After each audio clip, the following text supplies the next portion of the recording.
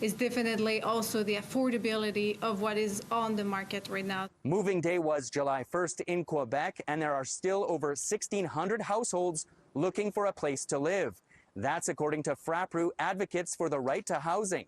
Using data from the Quebec government agency responsible for housing, they also revealed that 379 of these households are currently in temporary housing provided by municipalities or by relatives. 185 of these households are in Montreal. Obviously, it is still a really high number of tenants that are at risk of, not finding or at risk of needed more support, but there is a lot of those tenants are actually living in really temporary situation, like camping, friend's house, family house. Some of the problems households are facing right now in finding housing, according to FRAPRU, are that many of the apartments still available on the rental market are just too expensive for low-income and modest-income tenants, and that many households are facing discrimination. There have been a lot of discrimination in the last, months, years, towards family,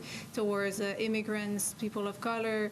There is also discrimination that will also lead towards some tenants who have even more difficulty after 50 visits that will still not be able to sign a lease. FRAPRU says that all levels of government can do more to address the current housing crisis, like implementing measures to better protect renters from evictions as well as preventing abusive increases in rent prices. They add that banning short-term tourist accommodations such as Airbnb until the vacancy rate is higher than 3% could also help. This also could lead to have thousands of apartments going back on the private sector, and could be lead also to this possibility some tenants will be able to sign more lease. FRAPRU would also like more social and community housing units built by the Quebec government, at least 10,000 a year over 15 years, so that social housing represents 20% of the rental market in the province. The prices are just going to go keep up in social housing. It's outside of this logic of the market.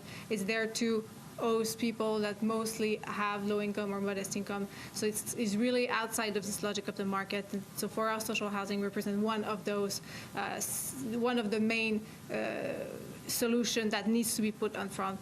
In Montreal, Gareth Madoc-Jones, City News.